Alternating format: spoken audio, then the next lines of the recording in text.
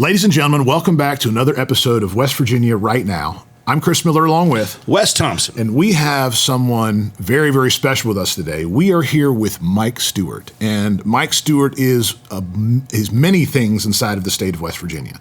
Not only has he been a federal prosecuting attorney, he's done a bunch of stuff legally inside of the state. He is a very, very, very big guy on crime. Big guy on crime. That's true. And he is also running for state senate right here in West by God, Virginia. So he's got his plate full. There's a lot going on. But at the end of the day, Mike is a patriot and he is also a West Virginian. And so we wanted to sit down with him and give him a chance to share his story. Let's cut it right there. That was fantastic. Done. And we're done. And we will see you guys later. It's been West Virginia Right Now. You know, we know our way around stuff here. We're going to have a lot of fun today. Okay, good. So, Mike, tell us about yourself. Where were you born and raised? Tell us about your upbringing. Gosh, so I'm the luckiest guy in the world. I say this all the time. Somebody like me, raised the way I was raised, the idea I would be sitting here with that great warm-up, talking about the things I've done in my career and in my life, that wasn't possible as a kid. Dad, a 50-year coal miner. My grandfathers, both coal miners. I can tell you as a young boy, heck, I was the first in my family to go to college, the oldest of 64 grandkids. Wow. We quit counting at 64.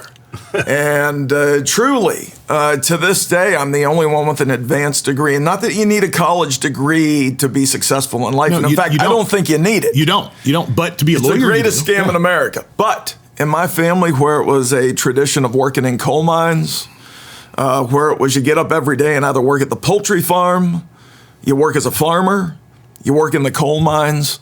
Heck, I still remember I was in the 8th grade, and frankly, back then, my dad loved to work hard and party hard. And he hit a few beer gardens, let's put it that way. Beer joints, we called them back then. And when you're in the coal industry, that's the way it worked. So sometimes on Thursday night or Friday night, Mom would load me up in a car, and we'd drive around all those country roads looking for my dad. And when we found him, I was the guy who went in the joint and pulled him out. But I still remember I was traveling somewhere with her looking for my dad one night, and she goes, "What do you plan to do with your life?" And I said, "Well, I'm going to go to work with my dad in the mines, right? I love coal mining." That night, I got a real stern talking to from my mom. In fact, that entire length of that ride just went on. It seemed like for hours. And for them, I understood how important it was that I get a college degree, right? That I'd be able to do something they could never do. And so growing up in that holler with that white house with a tin roof in Barber County, looking across at what was a coal tipple and just a terrible environmental condition. At the bottom of that holler, an orange creek, we call it a creek. Here's the crick. That ran orange, and all that well water that was polluted. I grew up with a lot of love, but we didn't have a whole lot of other stuff. And so I'm just the luckiest guy in the world. I was a good student. I believe that students probably are, their environment plays a big role in that.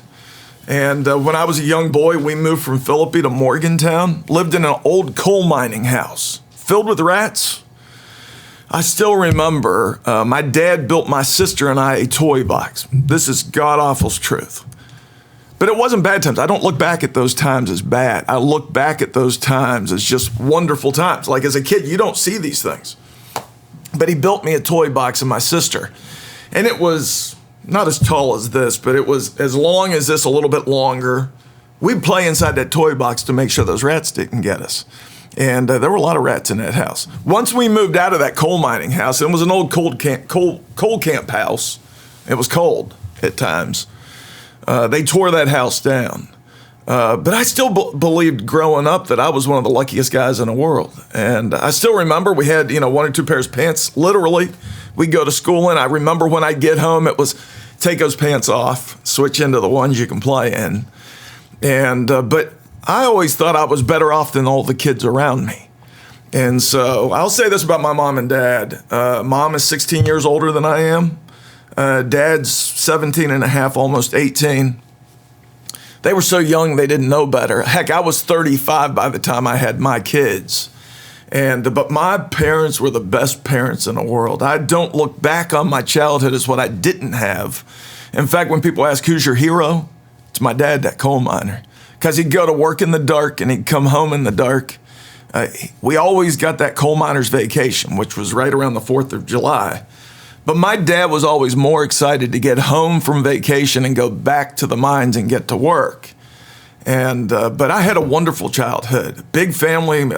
My grandpa, I talk about this all the time, like it was a big Democrat family. I'm a Republican today. I've been a conservative Republican for a while. That's a lot of West Virginia, though. That's a lot of West Virginia. It's been a part of our culture because of what happened with the mine wars and what happened with our connection to labor, because we were the guys on the ground doing all the work. Like it's a lot of West Virginia. That was my whole family. And so, heck, my grandma used to work the poles. She didn't have clean running water in that house from the acid mine drainage from that creek. We used to take gallon jugs of water in there. My grandpa, I say this all the time, my grandpa and grandma on the Stuart side were as Democrat as you can get. Union organizers, union supporting. They would have voted for Robert Byrd, dead or alive. They would have voted for him. And they worked those polls.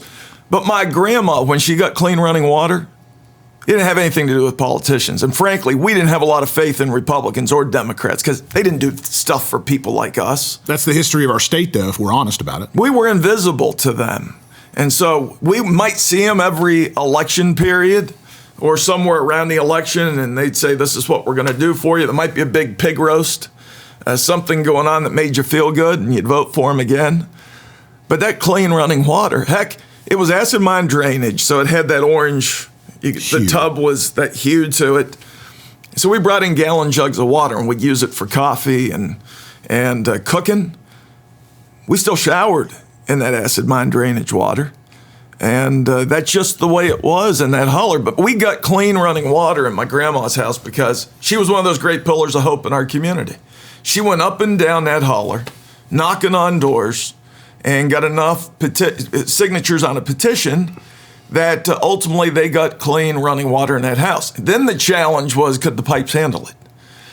Strangely enough, all those decades of that acid mine water, heck, my grandma was in perfect health. Into her 70s, she could climb up on that tin roof and fix it when it was leaking.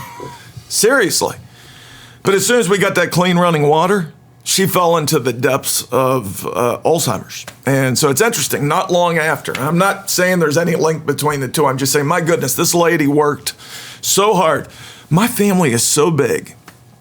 It was always amazing to me that my grandma, you would go up to her house at Christmas, and they'd have that big Christmas tree that filled up half the room. And underneath that tree was a present for everyone. Now, it might have been a pair of some underwear or a pair of socks, and you might look on it as a young kid and say, geez, another pair of underwear or socks. But today I look back and marvel at the hundreds of presents under that tree, and she always made sure, whether it was a knitted thing or whether it was something she made on her own, everybody got something. But I think back on that family, and it was amazing. Much of what, I say this all the time, everything I needed to know in life, I learned in that holler in Barber County. My grandpa used to sit, I still can picture him. He would sit in a dark, broken recliner next to a fireplace in that little house. And we burned coal in the fireplace. They coal. You did. And there was a big pile of coal out there. And when it was cold, you'd go out there and get that bucket of coal. On the mantle of that fireplace was a bust of John Kennedy. You could touch anything you wanted in that house, but if you touched the bust of John Kennedy, my grandpa, who was disabled at the time, he got 30 years younger and healthy because he could pick up that fire poker and bring it after you. And so that's the type of family it was, right? I didn't even know there were Republicans till I was probably 9 or 10 years old. Then you probably looked at them like they were lepers or something. Well, it was just not allowed. It wasn't something you thought about. But I can tell you this, there was such poverty in my family, even though we didn't know how poor we were. I think as I got older, I started looking around saying, why does it have to be this way? Like, why do we go generation after generation after generation of depending on the man, right? I mean, why do we have to spend our whole lives trying to get the crumbs at the table rather than build a different future? And I was the first to switch to Republican. I was the black sheep in the family for a long time, till Donald Trump came around. And then I went to the family reunion up on that hillside. everybody wanted a shirt for Donald Trump. But it's that experience. Two things jump out at me. One, it's that experience right there, that where you have that realization, no matter what age that occurs, where you can go, I can make an impact doing this myself. And you make a cognizant decision to move forward and become a person of service, which is essentially what you've done. And the other thing that really stands out at me is life would have been a lot easier if I wasn't a person of service. I'll say that. Sure. That I think it's easier. Like sometimes I think the curse of consciousness, right? Which is I care about the things that happen around me. I care about, like, my favorite thing about being on the campaign trail, it's when I see people like Carol Ertl, who lives south of Van and doesn't have a television in her house and gets around with a walker. And when I get a call from her that says, hey, Mike, I'll drive to you to get a sign and I want to put it up. And she'll show up at a rally and come up and give me a hug. Carol Ertls are all through our community. Yeah, they are. And I got to say this, that I am registered as a Republican, but I am loyal to our people. I'm not loyal to a party. I'm not loyal to any sort of power mission here. I really believe we can do better. The greatest compliment my dad ever gave me, greatest compliment ever, was a few years back. I'd been United States Attorney, nominated by President of the United States, confirmed by the United States Senate. It's a pretty big deal. Yeah. I paid for my own college. Heck, I didn't even know I was supposed to go to college. And so I paid for my undergraduate degree. I paid for my law degree. For years, I paid. For years. Had I only waited, maybe Biden would have forgiven my indebtedness there. But the greatest compliment he ever gave. There's holes in that, by the way. Well, it's not going to hold up. It's ridiculous. Yeah. But the greatest compliment he ever gave me was, son, the thing I'm most proud about you is that you never forgot where you came from. And I think about these things all the time. I call it the curse of consciousness, because if I could just sort of forget about all this and move to the beach and enjoy my life and enjoy the popular culture and stuff, but I think about these things all the time. And we have such an incredible people. I sometimes say we are joined more by our misery than we are our success, but it has created a bind that you can't remove. That song of Country Roads, it sounds corny and hokey, but show me a West Virginian that spent his childhood or her childhood in West Virginia, that when they hear that song, there's something in your heart that moves. It opens you up, man. It does. It ignites a light inside of you. And it does. Being born and raised in West Virginia, it's the same thing every time I hear that song. It's just, oh yeah. And the other thing that keeps resounding, that keeps echoing with what you're saying is that there's a couple of things that don't cost any money, and that is a family surrounded by love and an upbringing based on character. And if I look at you and what you've done, you've transcended that generational cycle of poverty. And I don't know that I've transcended it as much as I say that my character was revealed through the way I was raised. And so I'm one of those folks, I got to tell you that my dad got a high school education and worked 50 years in those mines and started off with a little company called King Knob Coal, which became another company, which became another company, which became another company. Each of these companies got bigger and bigger and bigger because of the nature of the industry and how expensive. But he went down the ladder with each move to a new company because he didn't have that engineering degree. Sure. He didn't have that college degree. It was always really pushed into my head how important that college degree was in my case. And frankly, when I started college, I was a kid who, Professor DeClerco at WVU, some people know him, some people may recognize that name. He's a good friend of mine. I loved political science courses, of course. I was always intrigued by them all, and the presidency, loved it. But I was somebody who started college expected to be one of those Rhodes Scholar candidates. But when I started college, I talk about these things freely because I just am what I am. I'm comfortable in my skin. And I have not been successful throughout my life. I have failed more times than I've succeeded. When I started college, paying for everything on my own, I found beer, a fraternity, and girls. And I probably skipped more classes than I went to. My first year, And I was one of those straight A kids that went to college just expected to do well. I didn't do well at all. I almost failed out of school. And when I looked at that transcript, then when I had to show it to my parents too. My dad's nickname is Brownie. He's in the coal industry. If you got the nickname Brownie, that tells you a little something. You got to be a little tough to have that nickname. But I decided not to continue down that path of mediocrity. And I think mediocrity is a choice we make in life. And you can choose to fight hard and do something other than be mediocre and average. I think we all control our own destiny. I don't care if you're poor, if you're rich. I don't care if you're black or you're white. We control our destiny. So when I got that grade report showing that I was failing, I'm not a failing type of student. I said, something is wrong here. So what I did was I dropped out of college, started a little business called First Edition News and Video. In fact, before that, I started while I was in college. Just probably explain the grades.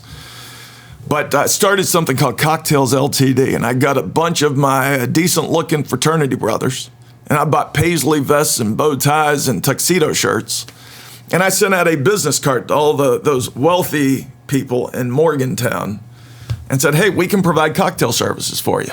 I was shocked. All the companies would reach out, whether it was the hospital system, wealthy business guys that said, yeah, we need somebody to come to our Christmas party, serve the drinks. And they loved all these good-looking guys that were coming with their tuxedo shirts and their bow ties. I did really well with that business, and I was just driving everywhere. We were busy as can be. But I wanted something more legitimate than that. And I started something called First Edition News and Video. Now, this is back when there was the old cassette tape. And what did I start inside of there? A gourmet coffee shop, well before there was Starbucks. Had I only stuck with it, I probably wouldn't be sitting here today. And but we even had a drive-through where you could get espresso and cappuccino. So it was called First Edition News and Video. We added Shakespeare's Deli and the coffee shop to it. It ended up being a community meeting place. People like Mike Oliverio, community leaders, liberal, Democrat, Republican, conservative. People from throughout the community would come to our coffee bar and debate the issues, and I loved it.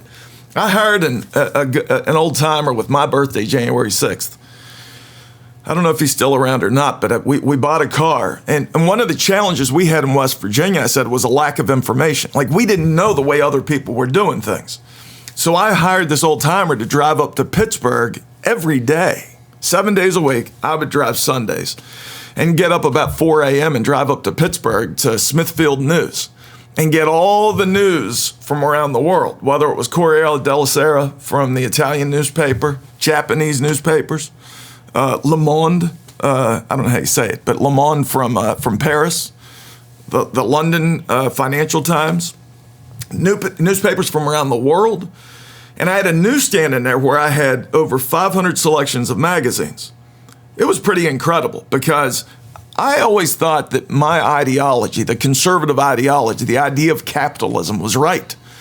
But I never thought I should have to sell that on anybody. I always thought that if I had all those liberal magazines and those conservative magazines and all those newspapers, once they read all that stuff, they realized I was right. And so we carried all of those things, and it was pretty neat.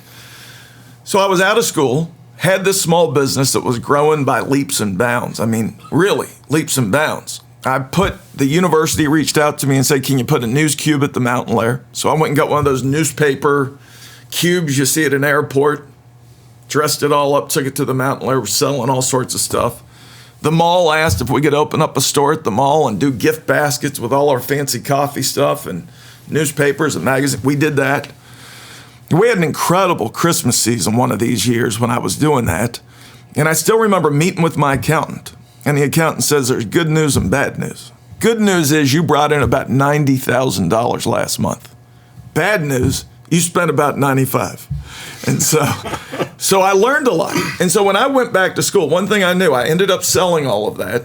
I met my wife through that operation. Heck, we worked our tails off. People don't understand small business. It's hard. It's really, really hard. And most people in small business, they're not living high on the hog. They're just trying to have a job where they can provide for their mortgage and their family and make their car payment. I grew up in a family where, we had stuff, but at the same time, my dad worked 60, 70 hours a week. week in and week out. It was part of our childhood. That's just the way it was. He would come home and have dinner because he made sure that we all he wanted us all to sit down as a family every single day and have dinner. And 4 nights out of the 5 a week, he'd go back to work after that. Yeah, that's the way it was. It was just a part of our upbringing, and that's what we saw as an example. And, that impact makes a difference. I say this all the time. I will never work as hard as my dad worked to provide the opportunities he provided for me. But we sold those stores. In fact, I still remember back to those stores. I guess it was a labor of love, but it was just freaking hard work. There were some weeks I didn't get paid anything. But it was a big operation. We sold them enough to pay for me to go back to school. I met my wife there. And what year is this, by the way? Oh, gosh, this is probably 1991. All right. But we would go home after we'd worked that entire long day, and we were open 7 days a week. And she would go back to where we lived at and make the cheesecakes. And the big, wonderful, in fact, it just reminds me she hasn't made a cheesecake in years. We need to fix that because Wes and I both love cheesecake. Yes. But it was incredible. So I went back to college and decided I not only needed my political science degree, I needed an accounting degree because I couldn't understand anything those accountants were talking about. I knew I was working hard, but I wasn't making any money. So I went back to college and got my political science degree, graduated top of my class with an accounting degree. In fact, after starting so bad, and I like to tell this story because a lot of people fail along the way. And it's not failing. It's about getting back up, fighting harder. You're not limited by the size of your successes, and you're not limited by the size of your failures. It's a question of how you view it. So I went back to school. You learn. Yeah.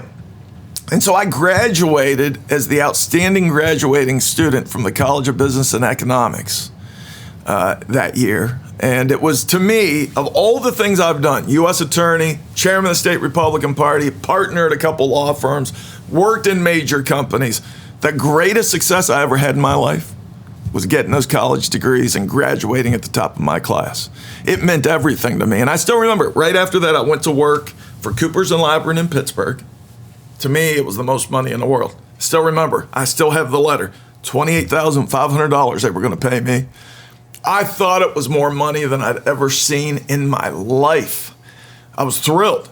Didn't look at the prices on the menu when we were ordering. Oh, yeah. We actually went out, and the Outback, you didn't have to look at the price. That was back when Outback was booming, too. That's out when Outback was booming. And but that was a great experience. It became PricewaterhouseCoopers. I had a client, incredible experience. All these experiences have just been incredible. One of my clients there was a company called Compagnie de Bauxite de Guinée, and it was a large bauxite manufacturer, which is the predominant mineral that goes in aluminum. And we were the accountant firm for them. And so I would be sent over for 3-month stints at a time. There were no cell phones back then. There were no iPhones back then. We had a satellite phone you might get. And you were once a newly week. married. I was newly married. I was engaged, actually. Oh, excuse me. And so we would go over, and I had this incredible client in Guinea, Africa. And I would go over with 2 other guys. Sometimes I'd go by myself. And this company was about 80% of the gross domestic product in Guinea at the time. And so we would do the financial statement auditing for the whole thing. They'd give us a Humvee. Listen, folks don't understand these environmental regulations that are destroying, these environmental wackos that are making these rules. Listen, I was there firsthand. Right? I saw a Humvee that I used to drive during dry season. The windshield wipers weren't to get the water off your window. It was to get the bauxite, the orange dust off your window. The environmental conditions were terrible. Guess what? We were importing the bauxite into America and having more stringent environmental standards than you had in Guinea, where we were getting the primary product for the stuff we were selling. It was crazy. My very first trip, I remember my grandma at the time. My grandma, I told her, I said, "Grandma, I'm so excited I'm going to go to Africa." I still remember my grandma. This is my grandma Opal. She says, "Why on earth would you want to go to Africa?" And so I viewed it. I've been one of those guys just love these experiences. But I will say my first trip over there, and I will never forget the sights. I will never forget the smells. We got off in that plane in Conakry, Guinea, which is the capital.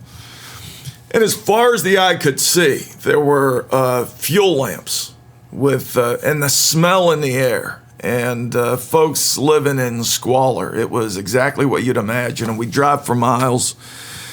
And we stayed within a complex, then we flew a little plane to a place called Kamsar, where the primary headquarters was at. During that visit, there was a coup. There was like one good building in the entire country. Nothing like being in Africa while a coup's going on, right? Totally comfortable experience. What they did was, it was amazing. So my wife, and we knew there was a coup because they tried to secure us as best they could. But my wife said, when I called her from satellite phone, they had gotten a call from the New York office of my accounting firm and said, hey, don't worry, right? There's some bombing in the streets. There's been some shooting going on. There's a coup. We've lost touch with the guys, but we're sure everything's just fine. Everything's great. You'll be okay. This is before the days, though. I think CNN had just started. You didn't have this constant news cycle. My parents are just worried to death, and they're trying to get information. But what people don't realize is these types of events happen around the world every day, right? We as Americans may not see them. And so incredible trip, incredible experience. But I decided to go to law school, got my law degree, practiced in Boston for several years representing big companies, and ended up right back here. And it was after 9/11 that we made the decision to come back here. And I think it was on that day. We were in Boston. Everybody knows exactly where they were on that day.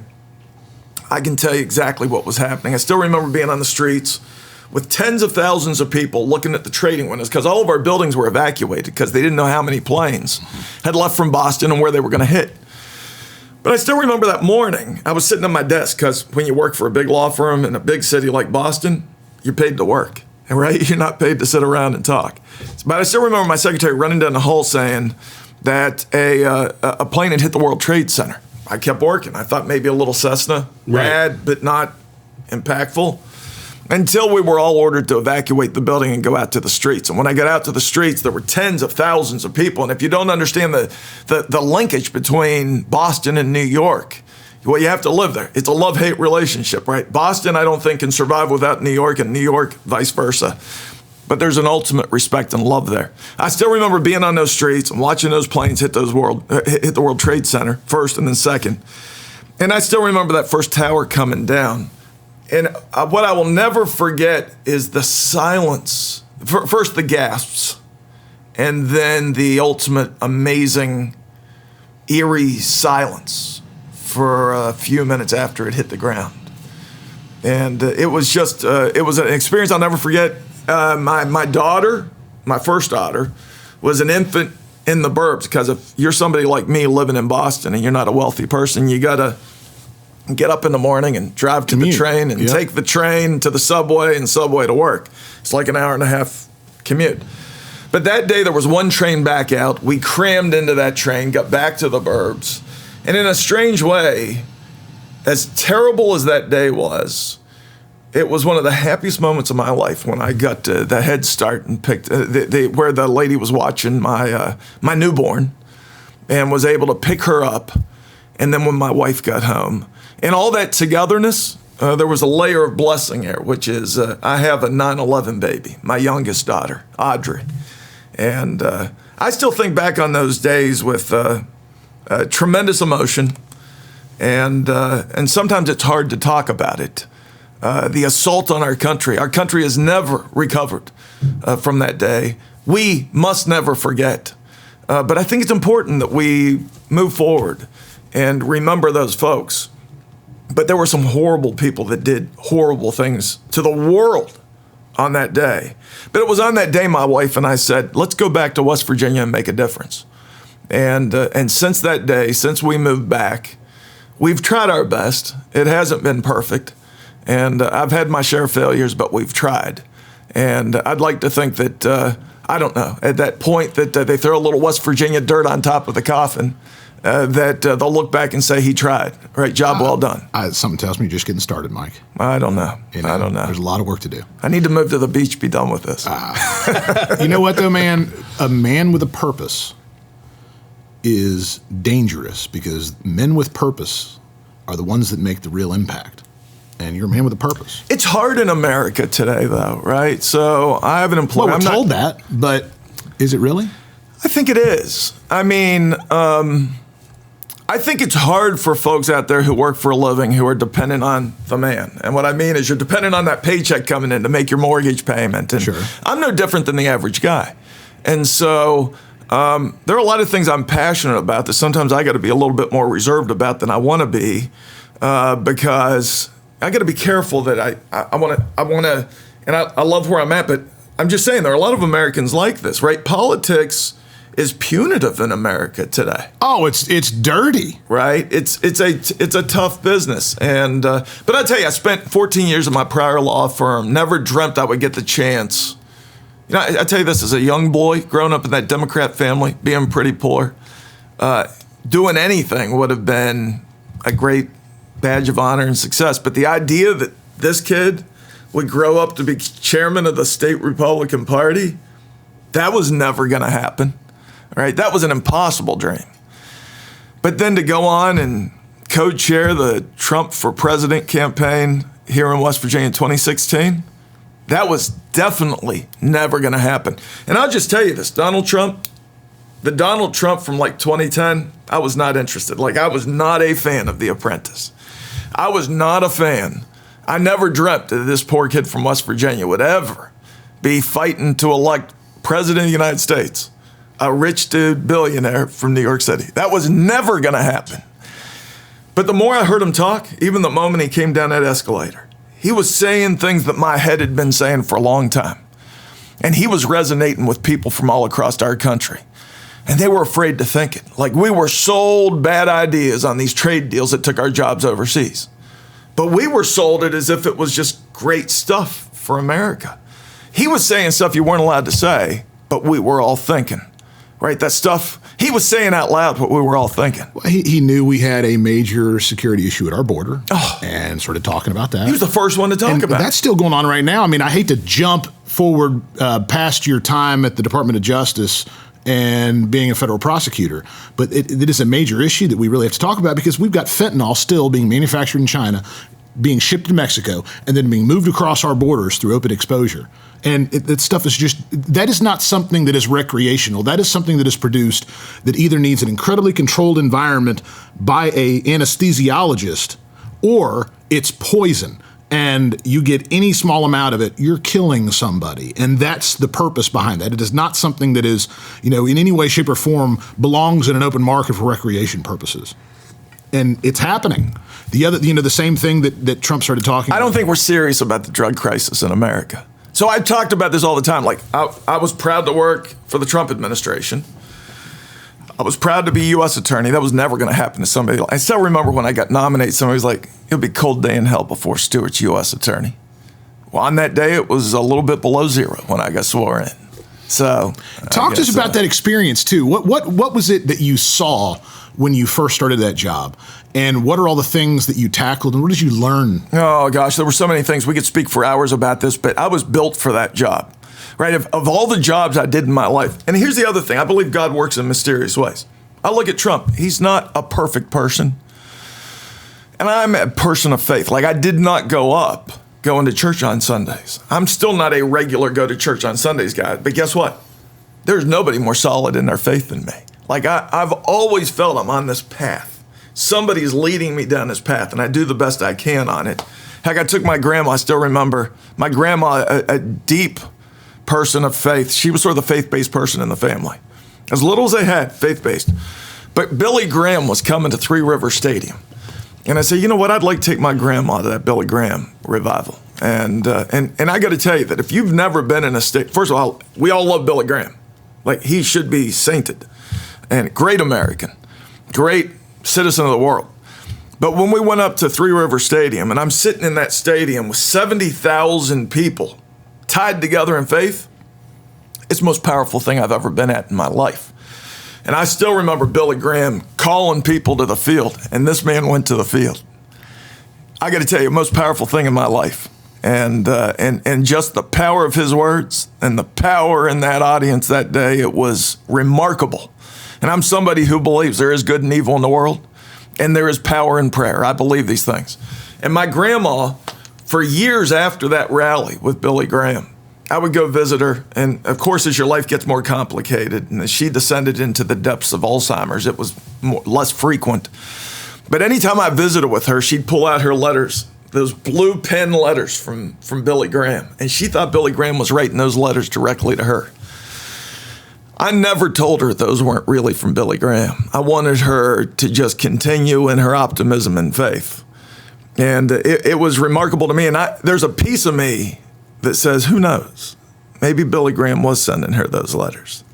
But I don't know. I look at that whole experience, being U.S. attorney, all the things I got to do, being sworn in by the chief judge for my family. Heck, I can tell you that when I got sworn in, there were probably members of my family that didn't come thinking it was a setup. They might be indicted. And so, but it was incredible. I was built for it. Everything in my life built me for that. And but I think it's a job about leadership more than it's about the law.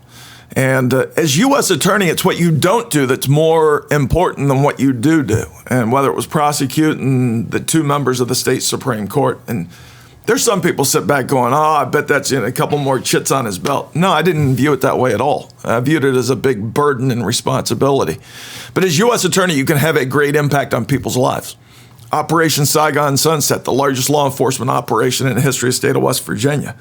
We had 250 law enforcement officers targeting 100 defendants in Huntington. Big operation. I remember that one. It was massive. Mm-hmm. And I still remember that morning a congressman sent me a message and said, I love hearing those helicopters in the air. Well, I also love reading readers' comments. I like it better than the stories. And I loved when somebody posted in one of these stories said, oh, great, now Stuart has helicopters. But I got a kick out of that. And I enjoyed, listen, I made no apologies. We doubled the average length of sentence while I was U.S. attorney. I had, at one point, the highest rate of immediate detention in the country. And I tell this story, a lot of people, I'm an empathetic guy. I believe in redemption and second chances. I do. As U.S. attorney, it's a pretty powerful position, and you have the right to give a compassionate release on the recommendation of the Bureau of Prisons. And there was this one particular case I will never forget.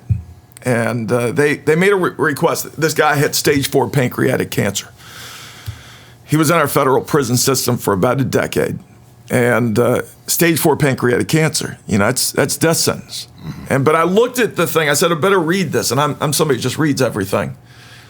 This guy was from Detroit and was a pioneer. He was on the front end of bringing heroin to Huntington, killing all our kids, destroying our families and our communities. And I thought about that one. And I said, he's got stage 4 pancreatic cancer. As a Christian, I think this guy probably ought to be able to die a good death. But I couldn't get those moms and dads and those kids out of my head. So I responded, and I will never forget what I told him, or told the Bureau of Prisons. I'm not his eternal judge, but an earthly judge and jury sentenced him to a life behind bars, and that is exactly where he will stay, and that is exactly where he will die. I can't give a compassionate release to the moms and dads that lost their kids, and I can't bring back the kids that died at the hands of him and the other fiends that preyed upon our people. So if you want to give them a compassionate release, you do so of your own accord. But I will not do anything to help you let that man out of prison to die in the arms of his mom in Detroit. It's never going to happen. I don't know what happened in that case. And I still remember exactly what I said because I believe it so intently, which is that, my goodness, if you preyed upon our people, I carry in my pocket, a lot of people know this, every day, a wallet filled with the pictures of the victims of the opiate crisis while I was U.S. attorney. It's Joel Archer, Victoria Douglas. I can tell you, and I can go through this and tell you the story of their families, about their death. I was the guy who would embrace the moms and dads at the point of their greatest grief. It was never a gimmick for me. I carry these so that I would always remember what I was fighting for. And it's easy when you get in the Department of Justice and you think you're a big deal and you get off that fancy elevator and you get to park right underneath the building. I even have my own private bathroom. It's pretty cool stuff. And you get people who work in that system for decades. And all of a sudden, it's not about us, them. It's about these bureaucrats who want their lunch break and don't want to come in if there's a chance they might catch a virus of any sort. And heck, Joel Archer, his mom, Stacy Archer, recovery point, right? It's critically important. It's a great, recovery and redemption. It is a great program. So out of the grief of her son's passing, she was one of the founders of Recovery Point. Victoria Douglas, her mom, Melody Douglas, that's a story that the details of which will never leave me. And it's interesting because just about a month ago, I got a package. Give me those real quick. I want to show everybody out there that's watching that he's not making this up. These are beautiful people. This is right here. These aren't poor people. This is every socioeconomic group that you can think of. Black, white, rich, poor. In fact, sometimes I think it hits the rich more because they got extra cash and they can buy this crap. But Victoria Douglas, it's a terrible case where she was living in Florida, like a lot of her young kids do, moved down there, was coming home to see mom and dad in Charleston. She gets home and she decides to go out and see one of her friends. This is one of those friends in quotes. I tell young people this all the time. You will learn over the course of your life. You have friends, and then you have friends. Take a real quick break. Hang on. It just dawned on me that we are using their names and their images. Do we need to get express consent? No, I have their express consent. Right. But it is going to be broadcast all over. That's fine. Okay. All right. Good. Just wanted to be sure. But I can tell you, I admire these folks for their courage so much. So I got to tell you that Victoria Douglas is one of the cases I will never forget. And these pictures, my wife will tell you that I can never get these out of my head. So I'm not the U.S. attorney. I left being U.S. attorney, but being U.S. attorney will never leave me. I was just so impacted by everything I saw there, whether it was domestic violence, the opiate crisis, fraudsters, prosecutors, all of that. But these victims meant a lot. So Victoria Douglas came home from Florida to visit with her family and went out to visit with her, quote, friends, those fake friends that we get that love our failure more than they love our success. Real friends, I tell people this all the time, will have your back when things aren't so good. And but that's not the type of friend. So she was home, though, and I can tell you as a parent with teenagers, when your kid is in your house at 11:30 at night in her bedroom, going to bed, you sleep better at night because they're safe. It's hard as a parent because you don't know if they're safe or not. But this night, though, she wasn't safe. She'd come home from visiting her, quote, friend with the heroin that she bought. She went back to her room and used that heroin. The next morning, her mom got up. They're supposed to go shopping. And that night, because Victoria had come home, her niece and nephew, 4 and 5 years old, came to visit. The next morning, Victoria, who's usually an early riser, and they're supposed to go shopping, mom says, well, she must be awfully tired from coming home from Florida. I'm going to let her sleep. Somewhere around 10 o'clock or so, mom says, hey, go roust about your sissy. Go hop on that bed. Get her out of bed. Those kids will never forget the horror that they saw on that day. And she could hear screams coming from the room. But when you die of an opiate overdose, it ain't your average death. You'll get a foam dome. It's a horrible sight.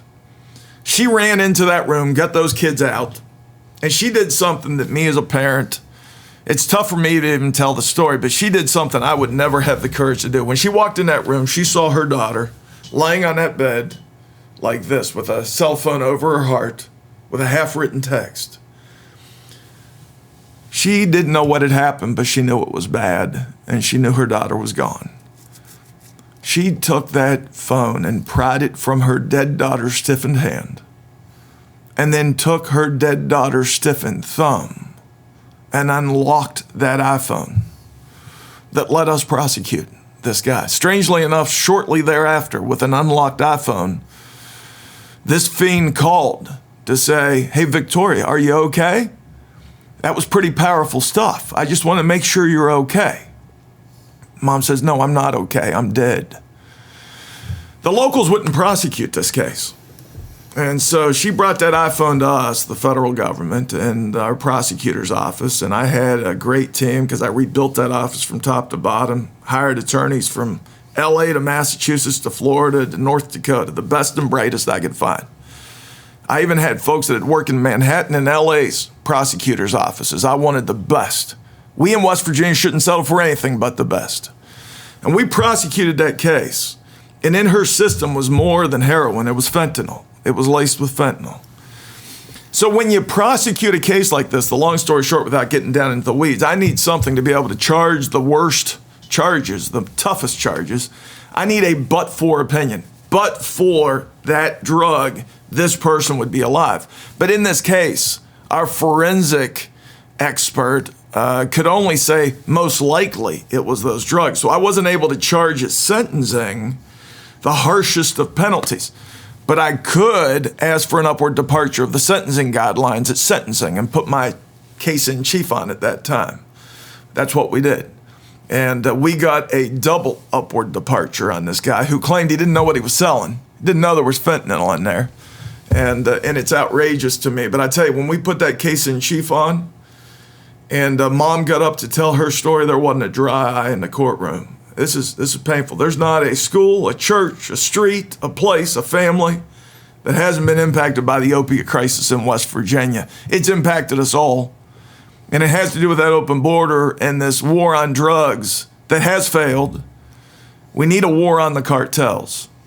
But I tell you, the story with Melody Douglas, her mom, it was about a month ago, I got in the mail at my office a 5x7 picture of her daughter, because she knows I carry that wallet. And I saw her at Sam's Club. A lot of people think we Republicans are at the country club. Like most of us are hanging out at the Sam's Club. And somebody came up and tapped me on the shoulder, and she goes, "Are you Mike Stuart?" And it's about a month ago. And and I said, "Yes, I am." And so she gave me a big hug.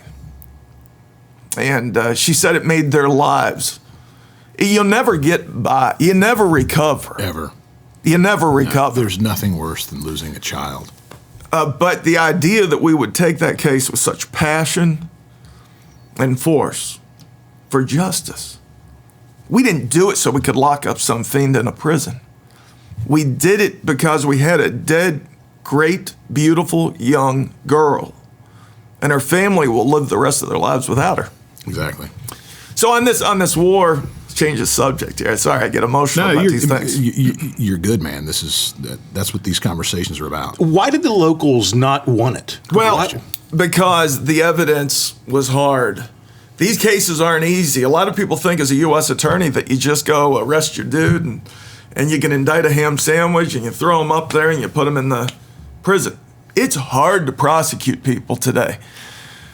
I'll tell you this, we live in a period, I call it the tyranny of the judiciary, right? And then we've got all these crazy policymakers and we've got the woke liberals. And I tell you, being a law enforcement officer in America today, it's freaking hard, right? Prosecuting people, it's hard.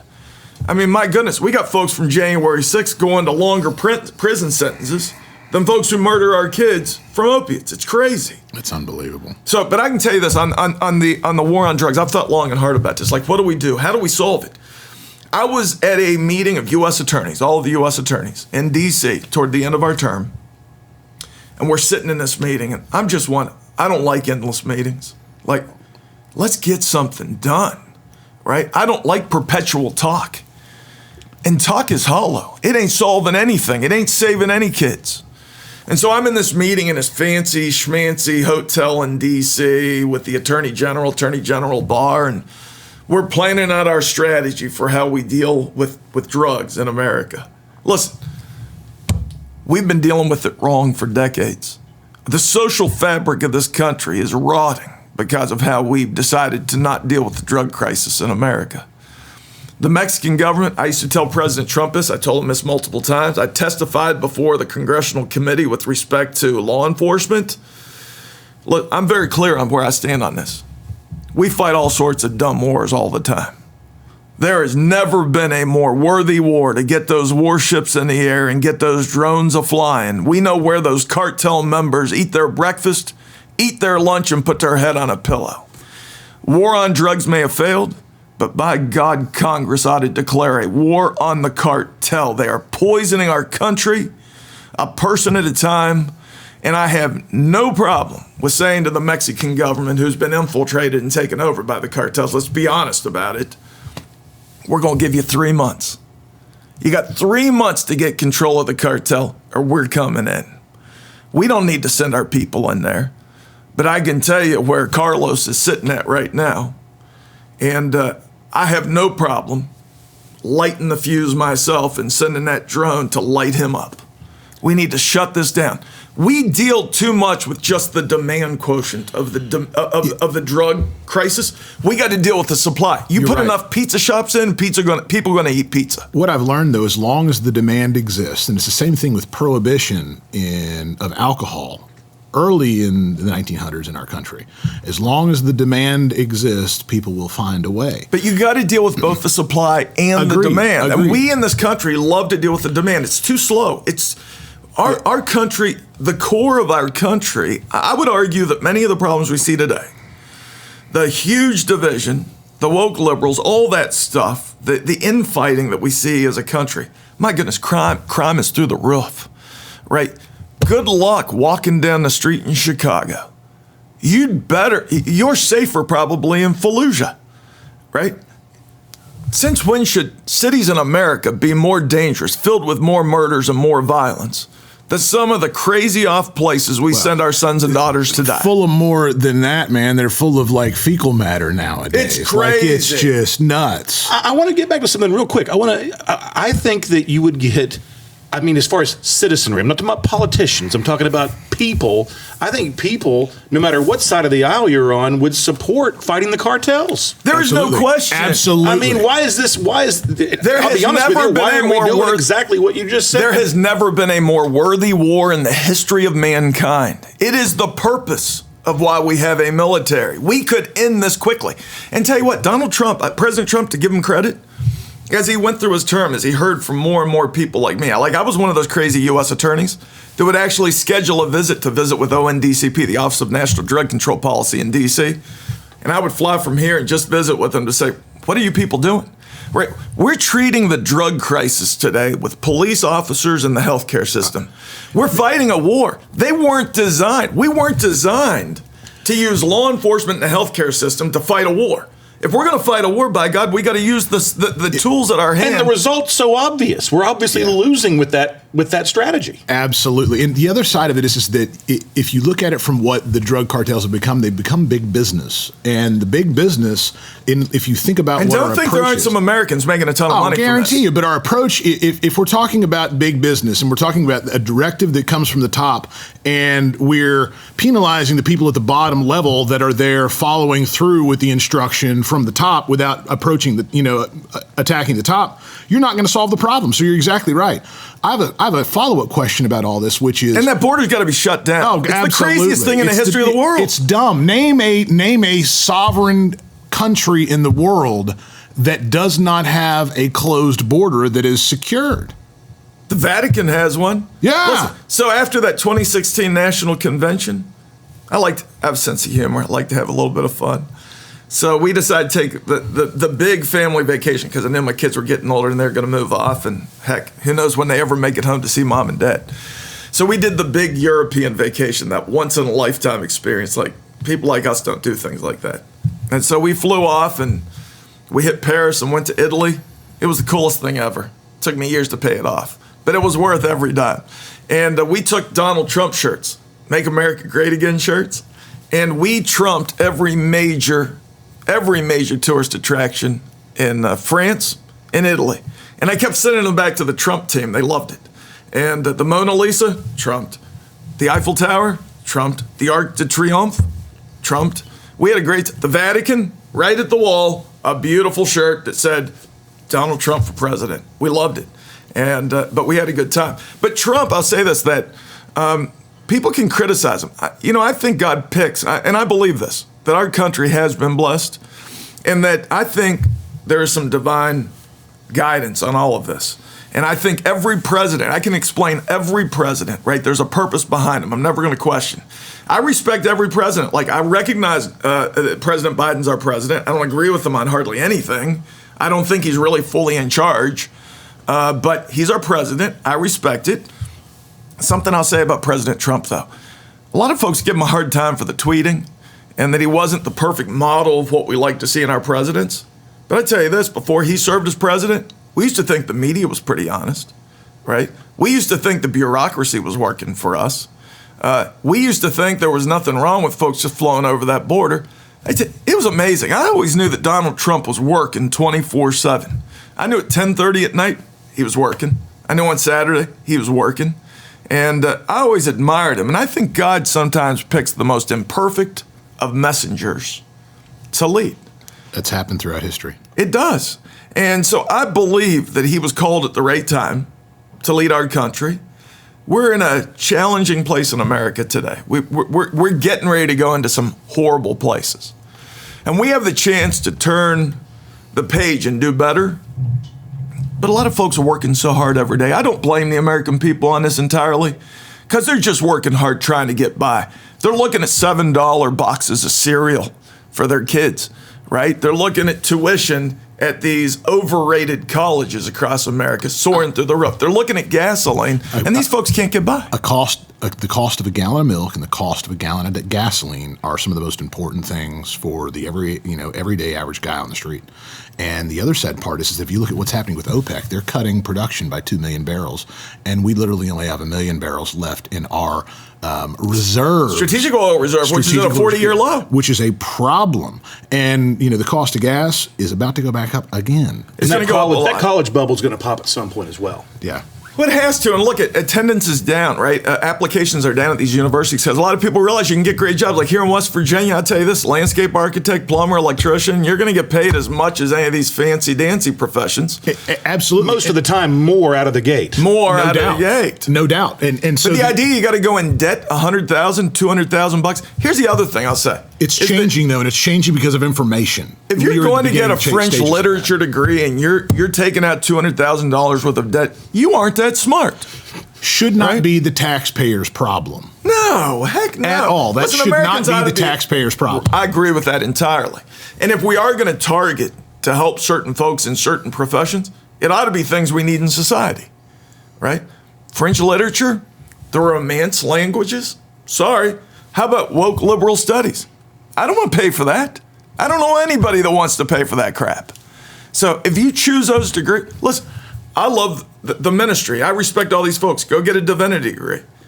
But if you get a divinity degree and you take out $300,000 in debt, I don't know if you should be standing in front of a bunch of people giving them the word because you clearly weren't that smart, right? So I'm just saying we got a lot of challenges in America. The idea of loading yourself up with debt, making it impossible for your future, makes no sense to me. But big challenges, I think, moving forward. I think these elections coming up are going to be a big deal. I think we are going to take back both houses of Congress. But then I think in 2024, we got to decide what country we want. I'm one of those folks that believe as you look at everything that's happening out there, nobody wants to talk about massive inflation, massive debt. I'm one of those people that used to believe that the debt was something that mattered. Well, so long as we control the printing press, it probably doesn't matter.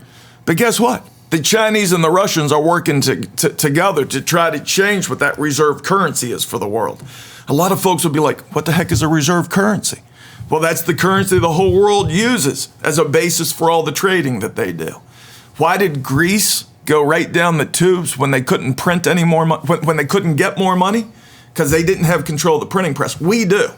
There are dynamics happening in the world right now that are going to impact us for decades or generations to come.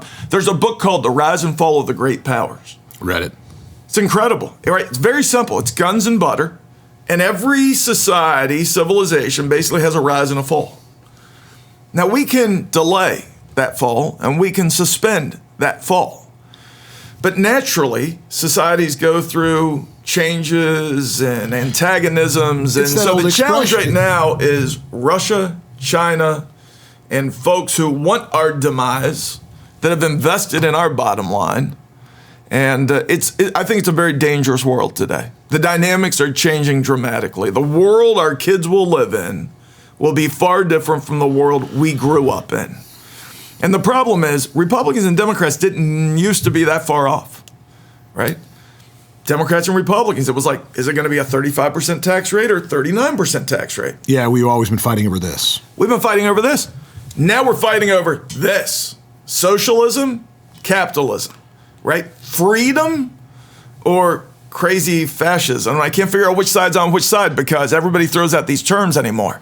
I can tell you this, I've been called a racist. Heck, I was kicked up. The fascists are the ones that try to control free speech and tell you everything that you're doing is wrong and their use of violence is right. It's the craziest thing ever. And so I can tell you that I proudly back the blue. I think we need more policing in America. We need to fully fund these guys. Yeah, Antifa's fascists. But this is sort of interesting. So, I was the first to go. I told you I was the first to go to college in my family. And so that was sort of a big deal. But I have a daughter. Both of them went off to great schools. I will be paying for this the rest of my life. So the sacrifice of public service, even greater, because I still got to pay those bills. But I got both of them, great schools. One of them got into an Ivy League, Cornell. And I tell you Fantastic. So I can tell you that on the night she got into Cornell, there were some tears in the family, right? That people like us don't get into places like Cornell. These are like gateway schools. There were tears. There were tears later when I read her syllabus. I mean, the idea of what they're teaching in these schools is crazy. So, and all these schools have like Facebook pages. So I was on the parent page at Cornell University. I got kicked off. While I was U.S. attorney. Hashtag feelings, Mike. Hashtag feelings. And words are violence, Mike. Right. And I can't tell you the number of times that I would post. Like I can tell you, I was at the beach. I love going to the beach, Myrtle Beach, Redneck Riviera. Love it. And when I go, I hang my flags on the beach. Usually I back the blue flag, an American flag. It was 4th of July. And I posted, God bless America. Oh, the venom that threw out of me, man. That's all you posted. That was God about it. bless That was about America. It. And I got to tell you that folks were like, how insensitive, right? How insensitive. And are you aware of the history of slavery? So I get kicked off the site, and I reach out to the administrator and say, why in God's name have I been kicked off that site? Because you're a racist bigot. You work for the Trump administration, right? It's crazy where we've gotten to in America. Zero proof, zero evidence. So here's the thing I say. I don't care what you say. I think what you say is more reflective of you than it is me.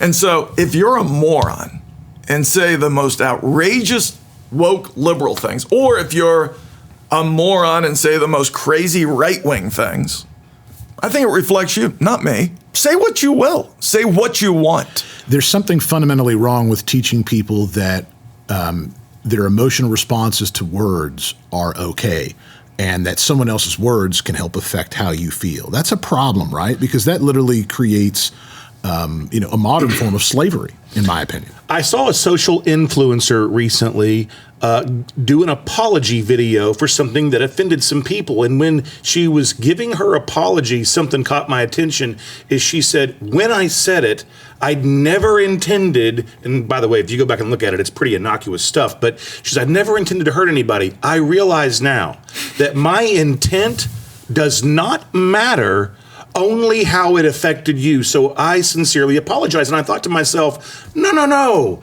Intent 100% matters.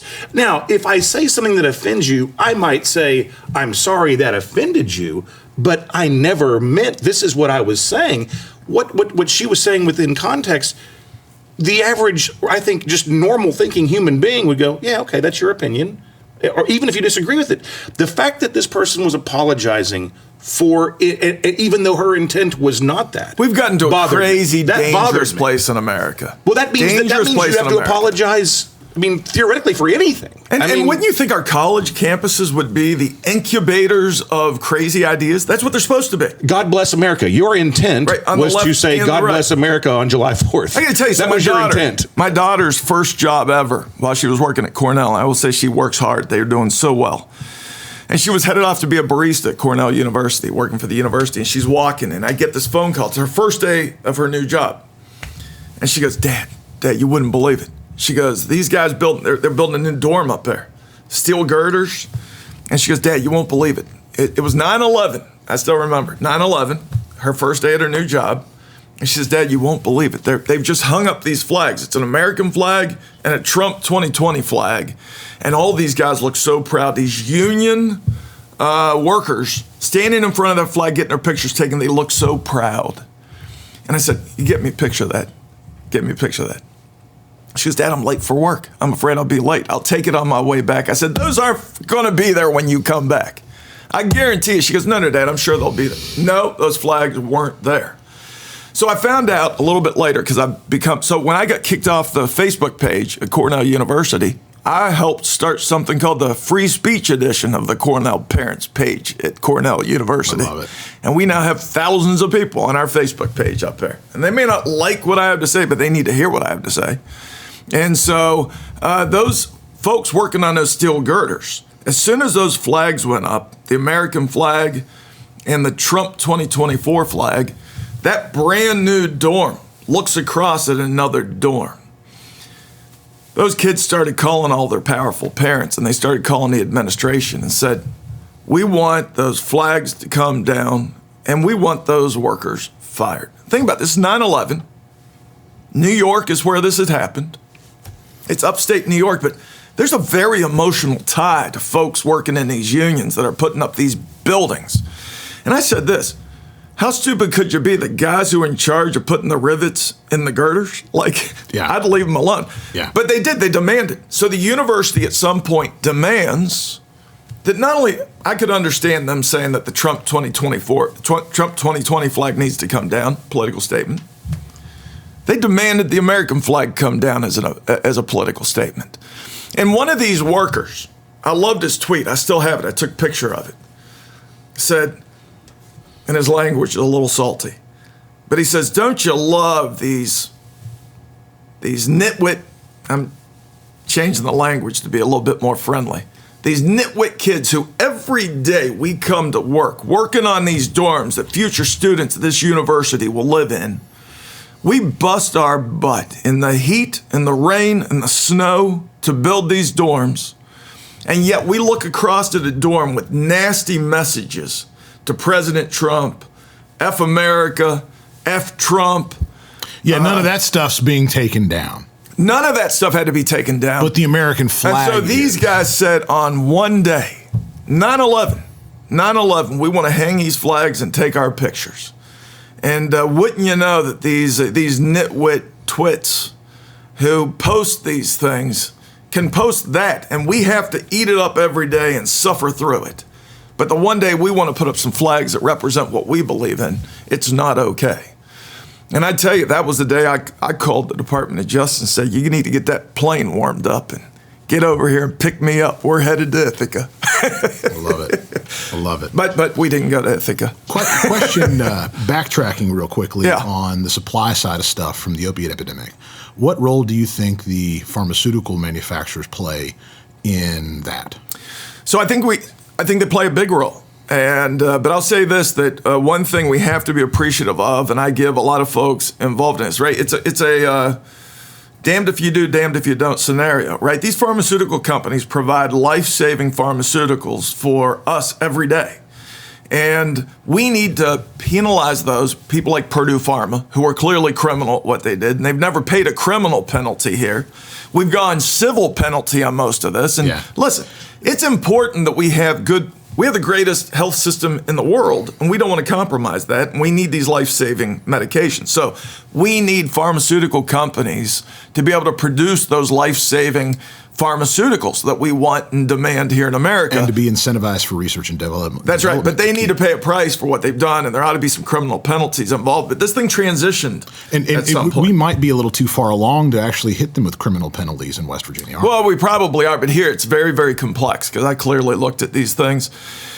And you can only prosecute criminally, one time. And so jeopardy can only attach once. And the problem is we had so many people involved, so many layers of government, state, federal, different levels of federal, different places in federal and state level wise. It becomes there were some agreements at the state level that prevented us from being. Becomes incredibly complex. So I can tell you that. So I prosecuted as U.S. attorney probably almost 24 doctors. Because I even on the abortion debate, I hear these folks say, well, geez, doctors ought to have the discretion. I don't care if you're a doctor or not. We're not going to give you complete discretion to determine everything you do. If you're a doctor and you have some addict that comes in and says, hey, give me 160 OxyContin, you're not allowed to do that. We're not going to give you blanket discretion in anything you do. You got to operate by the rules just like everybody else does. So I prosecuted a number of doctors, some pretty high-profile cases. But that whole crisis, that's a historical prosecution. The current crisis today are these drug things that come through Mexico, and they feed it up to Detroit and Columbus and Dayton. Well, as we cramp down on the supply of the pharmaceutical opiates, it made it very easy to enter into the marketplace. Well, it was cheaper, too. Mm-hmm. And here's the other thing, and a lot of folks don't know these things, but I'll tell you, there's a drug called Kratom out there that you can find sold in all these smoke shops all over the place. Use enough Kratom, it has the same effect as opiates and all sorts of issues there. We got real problems when it comes to getting a law or laws that make sense for people. A Subutex is another one where it's a drug to help wean you off opiates, but it's so incredibly abused. Suboxone. Mm-hmm. People use it all the time. People selling strips all over West Virginia. It's a real problem. In fact, we're one of the states in the country that most abuses Suboxone. Now, I'm not against these things, but they got to be regulated in a way that doesn't let abuse happen. Operation Saigon Sunset, big operation here in Huntington. As soon as I became U.S. Attorney, I went down and met with the mayor, and he was effectively, yeah, we agree with you. You need a big statement. And I wanted something over the newspaper headlines, and I wanted the people here to say, you know what? This city's been under too much violence, too many drug dealers, and we're taking it back. And that was effectively the statement I wanted. When we called that thing together, we had a meeting at the police department in the chief's conference room, and we had every single federal agency, even entry and removal, the guys who raid the local restaurants. And we had every single agency involved and every local and state agency involved, including the National Guard. And I still remember, that was the day. There's the day you get named U.S. Attorney, and there's the day you become U.S. Attorney. And on that day, when I sat at the head of that table with every agency, state, local, federal, at the discretion of this major operation we wanted to put in play, that's the day I became U.S. Attorney. And I still remember, I went around that room, I wanted everybody doing something on that day. Even entry and removal. I was like, you need to figure out what you're raiding on that day. But just wait till after lunch. And so, I still remember even the National Guard. On that day, I wanted the bridges shut down. I wanted boats in the water. I wanted helicopters in the air. I wanted to make it clear, we have come and we're not leaving till we clean this up. Speaking of helicopters in the air, let's dig into the operation in Huntington a little bit, because one of the things you said earlier had to do with one of the messages you received about hearing all those helicopters and how good of a thing it was. Some people didn't think it was a good thing, so it was interesting. At our press conference, one of the members of the media said, hey, do you have any message to the parents who are really concerned because their schools are locked down? My response was, those parents can send me a thank you whenever they want. Right? I mean, we're here to clean up these streets and make sure these hoodlums go to prison where they ought to be. And so we had a control center, and we used an off-site processing area for these 100 defendants. It was pretty powerful. We had everybody working. But I tell you, there were places near Marshall University. And here's the other thing people don't realize. Marshall University is a great university. It's also an economic engine. Huntington's an economic engine. We were at the point where I became U.S. Attorney, where I was hearing from parents saying, I ain't sending my kid to Huntington to go to Marshall. It's too dangerous down there. We can't tolerate that. I will tell you, I'm on the board of governors at Marshall University, and what you're saying is very, very true. And the other thing that I think really needs to be discussed is the impact that you made literally was the beginning stages of cleaning up the criminal issues that were going on in Huntington, and they're doing a fantastic job. It is buttoned down. It is incredibly safe, and we have seen over the past 4 years a total about face in the city of Huntington. Well, you know what? I just happened to be there at the right time, but I think there was a real desire to clean this up, and so I just happened to be I always said this, as U.S. Attorney, I got all the glory, Everybody else did all the work. Oh, yeah, right. And but I will say that I loved every minute. I loved the folks I was working with that day. It was we didn't do things that way after that raid. It was a little too big. It was probably dangerous. I learned in perspective. I learned looking back. Hindsight's 20/20. Because if you look moving forward as U.S. Attorney, all my other raids were smaller and more strategic. Surgical. Yeah. Surgical. This one was so large that I worried because we'd have so many guns on the streets on our side. And I'm a guy who believes that if they got guns, we need bazookas, right? If they got bazookas, we need some freaking tanks. And go in those, knock softly, hard, and then take that door down and get those folks out of there. And I will say that I was worried on that day. I didn't sleep well that weekend, concerned about this, that it had gotten too large, too big. And I was worried we were going to get some folks, because keep in mind, it's on my back every time law enforcement's out there, and I don't want to do anything that will place them in jeopardy of not going home to their family. And so I was concerned that if we were going to basically box a wild dog into the corner, a wild dog's going to fight his way out. And so, but what we did on that day, we had a control room. I could watch everything that was happening. Great team, great preparation. It went off beautifully there, but for the grace of God. And but I will say, as we watched those things, it was beautiful. 250 law enforcement officers. The Washington Post's only question to me was, "Why are you using National Guard?" Well, I was like, you haven't been to West Virginia, right? This is a concern of all of us. But I still remember that when I was in that room with that table filled with everybody as we were planning, I went around to everybody, and I wanted to have boats and planes and helicopters, anything I could get my hands on. And when I got to General Hoyer, head of the National Guard, great guy, he was quiet. And I said, so General, what's the issue? What's the plan? He goes, "Sir, it'll look like martial law." And I said, well, just for a day. We need this day. And so, but we compromised back. We didn't close the bridges. We had a lot of license plate readers, things I didn't even know we had the technology to do. As people drive by, you can read that license plate and pull them off the streets pretty quickly. But on that day, we had literally, there were homes in Huntington where on the top floor they were selling cocaine, on the bottom floor they were selling heroin. And neither, we don't believe, either one knew that the other floor was doing it. And we had takedowns all over the place.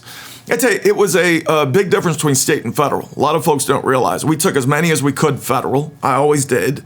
Sometimes I get criticized because I took too much federal. But I thought that was my job. I was never shy about doing the work. But at the state level, there's that picture in the Huntington Herald-Dispatch that's always troubled me. I still have it. I look at it periodically. And it was a courtroom filled with orange jerseys of people wearing their prison garb. And on that day, 2 or 3 days after we'd made all those arrests, all those folks charged at the state level, out on the street. And it bothered me because all the folks I charged federally, they're staying in prison until we try them and convict them or they're set free. It's always bothered me. We got to get tougher. I can say this about, and I understand the idea of redemption, second chances, but keep in mind, I wasn't arresting people for toking up under the bleachers. I wasn't arresting people because they were shooting up in a car. I was arresting people for dealing. Large, massive distribution. Right. And so we in West Virginia, we talk about prison overcrowding all the time. And it's almost like we talk like this is like going to the supermarket and we need to take some inventory off the shelf. These folks need to be behind bars, right? There's some people that need to be behind bars. Punishment works, right? And so I say this all the time. People can criticize me all they want. My solution to prison overcrowding, build another prison. Build another prison. I have no issue with this. And I can tell you that Republicans, Democrats, bureaucrats might say, well, we got to figure out some way to get these people on the streets. You ask Aunt Martha sitting down in Hamlin what Aunt Martha thinks we ought to do with these prisoners. She'll tell you exactly what we ought to do, which is keep them locked up. And so I think once you pay your penance to society, back on the street. But you got to pay your penance to society, especially if you're poisoning our kids. And I agree with President Trump on this, that if you're selling enough drugs, you ought to be subject to the death penalty.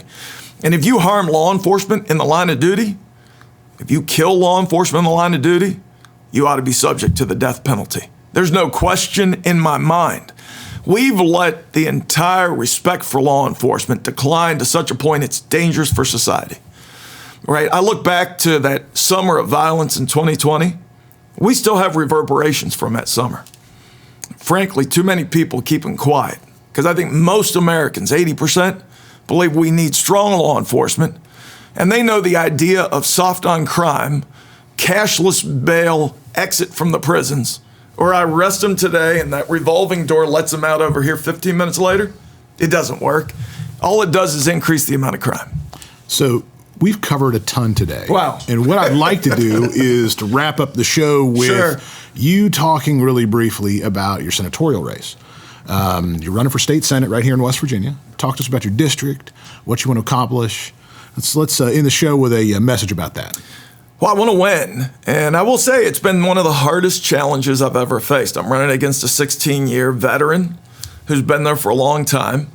The district is probably one of the most conservative from a value standpoint and ideologically in the entire state. It's all of Lincoln, Logan, Boone, and the southernmost portion of Kanawha County, but it goes all the way from Montgomery to St. Albans. It's listen, this district is larger by 2 than the state of Rhode Island. It's larger than the state of Delaware. And if I heard President Biden the other day, this might be one of the largest Puerto Rican communities in all of America.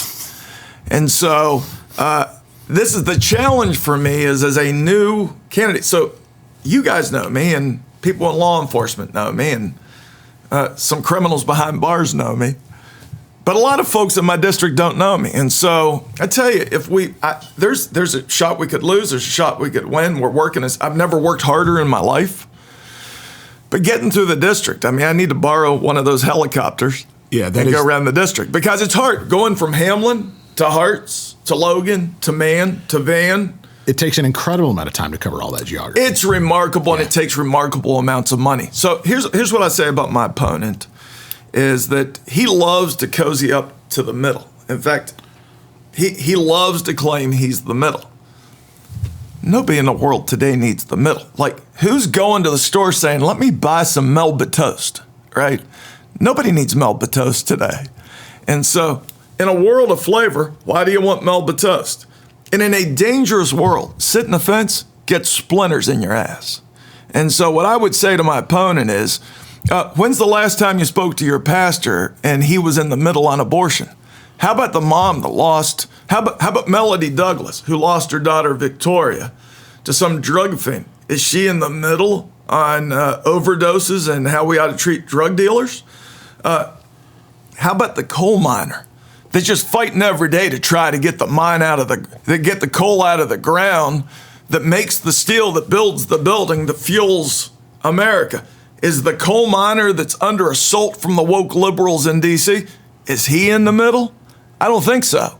And so you can claim the middle all you want, but when you claim the middle and your voting record is a California dream, I don't think it works.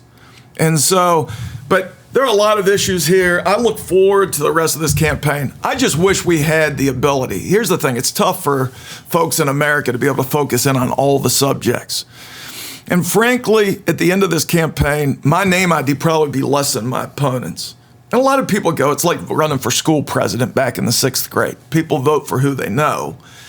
And he's never had a serious opponent before. And so I'll tell you this, the thing that defines us the most, on June 2nd, 2020, I had a rally for law enforcement, a Back the Blue rally.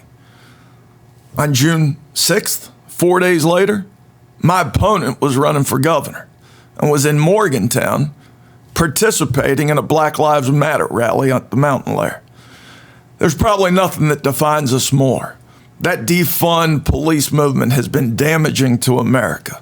It's been damaging to our country. And so my view on this is that he votes their values, I'll vote our people's values. I think it matters. I don't need to win this seat to be called a state senator. Heck, I was the U.S. attorney, right? I mean, I've done some pretty neat things. I ain't running for the honor of serving in the state senate. I'm running to do state senate, right, to go into my district and roll up my sleeves and partner with people who have suffered too much to try to build some projects that actually bring some jobs. He's got that his claim to fame, I guess, is this Hobet project down in Boone County. Folks, I call it the stalling steel at the Hobet hoax. Why? He didn't tell everybody that in 2012, after being in the state Senate, he bought 77 acres adjoining the Hobet mine site. And what happened in 2016? Our former governor decided to allocate $100 million plus to putting an access road in the worst possible location over his property. All these media people that covered it, this is where I have trouble with the media. All these media people covering this thing had no idea he even owned the property. This wasn't hard to figure out. It was just go look at the records. On top of this, when Governor Justice, and I give him credit here, became governor, he looked at this project and said, there's no way in hell we're going to spend $100 million on an access road to nothing. So he did, though, say, if we get a project up there, we'll build an access road, but we're going to move it to a place that's a lot cheaper for the taxpayers. And his plan now is a $25 million interchange that they're already working on is going to be pretty good, but save the taxpayers right there $75 million. The company that's supposed to be putting these solar panels up at the Hobet site, I think it's great, but it's never going to happen. I hope they do something up there. But we don't even have base utilities up there. No running water. There's no natural gas. There's no anything up there that would be able to supply an industrial park. By most estimates of people I've spoken with, it'd take $500 million to get the utilities up to standard for us to be able to bring companies in. So this company that wants to bring in all these Chinese solar panels, I say good luck with that, because your lease in 3 years and 2 months is going to expire before those Chinese solar panels can even get here. So I always say this, I'm for coal, and I've been endorsed by the West Virginia Coal Association. My opponent's for solar panels, and he's probably been endorsed by the American Solar Panel Association. And so I'll take the jobs of coal, which are good jobs, over the jobs of solar panels, which is probably a bottle of Windex and a roll of paper towels. I'll take that any day. And so I look forward to this campaign. I think folks knew the issues and knew the possibilities. I'm just somebody who believes our future can be far better than our past. Our schools need to do better. Our district needs to do better. Our infrastructure, although we're trying to improve it, is rotting on the secondary roads. And so I just believe it can be so much more. And I never want to hear people ever say, my parents used to say this all the time, but it's just West Virginia. That's not okay. We ought to be living to the greatest standards of any state in this country. We can lead this country, I believe it, to the depths of my soul. But we won't do it so long as we're happy being mediocre. Mike, it's been an absolute pleasure having you on today. Thanks. This has been West Virginia Right Now with Mike Stuart. I'm Chris Miller along with Wes Thompson. Thank you guys so much for tuning in. This has been an absolute blast.